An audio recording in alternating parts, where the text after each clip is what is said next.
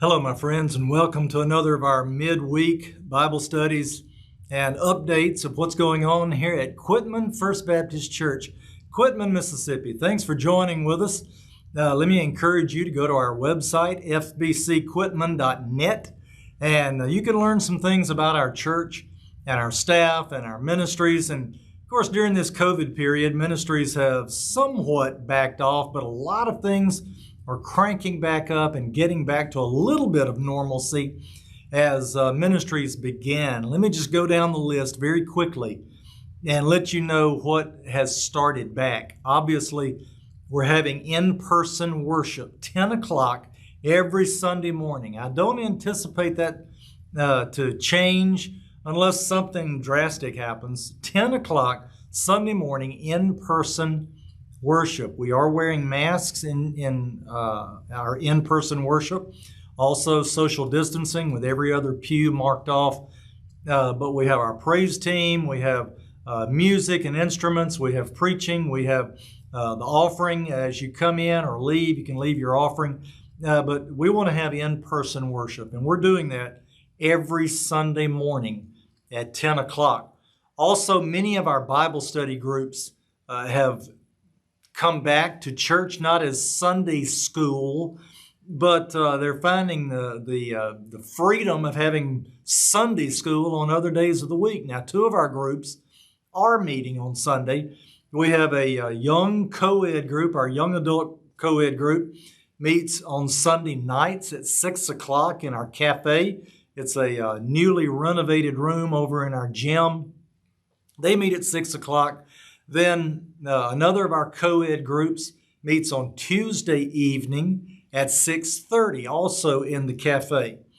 Other groups that are meeting, our men are meeting beginning. They were going to start this week, but because of the inclement weather, they put it off till next week, Monday morning at 9 o'clock. Another of our co-ed groups will be meeting on Wednesday mornings at 9 o'clock. And then our ladies group will begin in March on Tuesday mornings at 9 o'clock. So right now we have Sunday morning worship. We have a group Sunday night, a group Tuesday night, a group Monday morning, and a group Wednesday morning. And in March we'll add that Tuesday morning group. So let me encourage you to find a group to have Bible study. If you're working and can't come to the Monday or the Monday, Tuesday, or Wednesday morning groups, you could come to a Sunday night group or a Tuesday night group, and there are groups meeting just nearly all week long.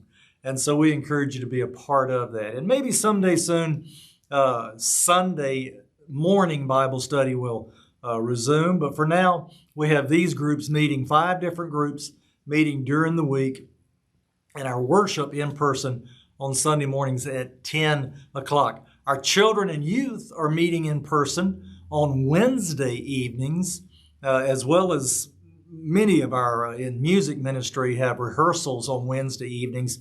But our children and youth are meeting on Wednesday evenings at 6 o'clock. And we encourage you, if you have a child or a teenager, we encourage you to have them here on Wednesdays at 6. Our youth are out in the youth room, out in the gym, and our children are in their rooms, their children's rooms that they have always met in. And we're just having a great time on Wednesday nights, Sunday mornings, and all during the week. So God bless you, and I hope that you find a place of worship, a place of Bible study, and a place of fellowship here at First Baptist Church, Quitman. Let me share with you a brief word from God's Word. This has been an interesting week as we've watched the horrendous snowstorms out in Texas and in the Midwest. We saw that move across the southeast and have experienced temperatures that we're definitely not used to experiencing here in Mississippi. When I looked at my phone and just Monday night and saw 16 degrees and a wind chill of 3, I thought, where am I, in Bismarck, North Dakota? I mean, what's going on? And it's been crazy. Part of that has been that we had to take extra care driving on the streets. That's why our Monday morning men's Bible study put it off till till this coming week to meet, or next week rather, to meet on Monday mornings. So driving was an issue. The thing about driving when it's so cold, especially when there's been precipitation, sleet, freezing rain, even snow that melted a little bit and then froze, there's a phenomenon that you've heard of, and I'm not going to begin to try to explain the science behind it, but it's called black ice. And in a nutshell, it's ice that you don't see until you hit it. And then it's too late, and you lose control of your vehicle, or maybe if you're walking down some steps and you step on it. But it's ice that you're not aware of. And it can do everything from embarrass you to kill you.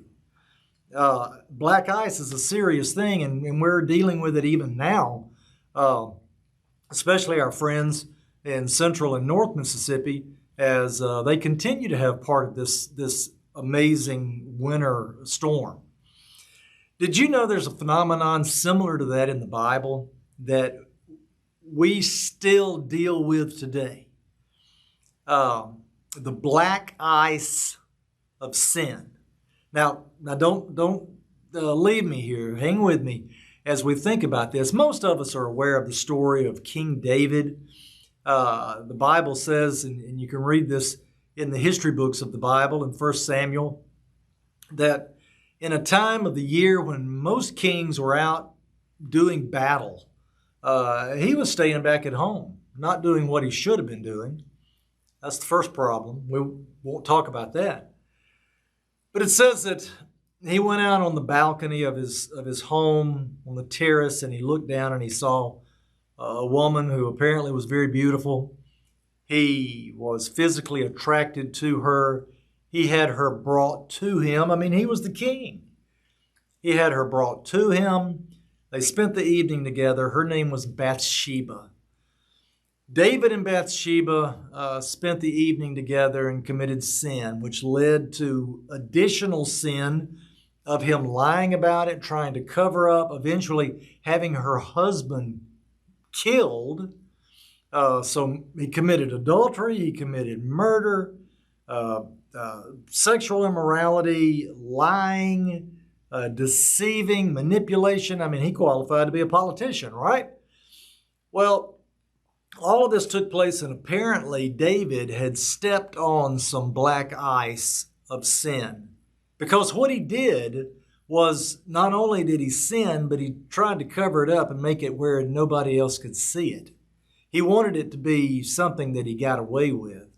And later, a friend, an advisor, a counselor, a prophet came to him and told him a story about a man who had a little lamb. And the story is a beautiful and pitifully sad story all at the same time of how that little lamb was taken away from him. And David said, "You bring that man to me. He's going to get executed. He's going to pay for his crime. You bring that man to me." And David's friend, David's advisor said, "You are that man." And it's at that point that David, in his heart, he knew he had done wrong. In his heart, he knew what he had done, but in his head and on the outside, it was like stepping on black ice. And it was like he didn't even realize, he didn't get it. It didn't sink into his soul of the dangerous thing he had done, the deadly thing he had done, of stepping on that black ice of sin. Later in his life, he realized what he had done. He confessed to what he had done. Sometimes you're driving down that street and you hit your brakes and the car just begins to slide and you think, what in the world has happened? And we don't realize we've stepped on that black ice.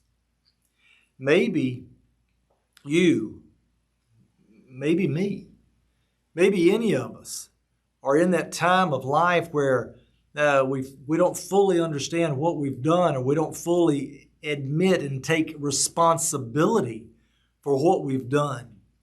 And the fact is, we've stepped on black ice of sin. Maybe we didn't intend to do it. We didn't set out to do it. And we don't want anybody else to know we've done it. But we stepped on that slippery slope that has led us into sin. Might be something we've done. Might be something we talk about. Might be something we think about. But it started out with just a simple little step or a simple little tapping of the brakes on that black ice, and it sent us into a tailspin. You ever done that? Done something, and then sometime later you think, how did I get to this point? I'm sure David thought, it started out with me walking out on my terrace and seeing a beautiful woman, and before it was over, he had lost the respect of his nation, lost the respect of his army. He had committed murder and having one of his best soldiers killed. He had done all these bad things, and I'm sure he came to this point of thinking, how did I get here? It was because he stepped out on that black ice of sin that will always send us into a tailspin of worse things. Listen to what David wrote in Psalm 51. Have mercy on me, O God, according to your steadfast love, according to your abundant mercy. Blot out my transgressions.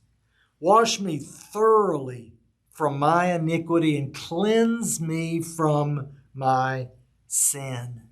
For I know my transgressions, and my sin is ever before me. Against you, and you only have I sinned and done what is evil in your sight, so that you are justified in your words and blameless in your judgment. Behold, you delight in truth in the inward being, and you teach me wisdom in that secret heart.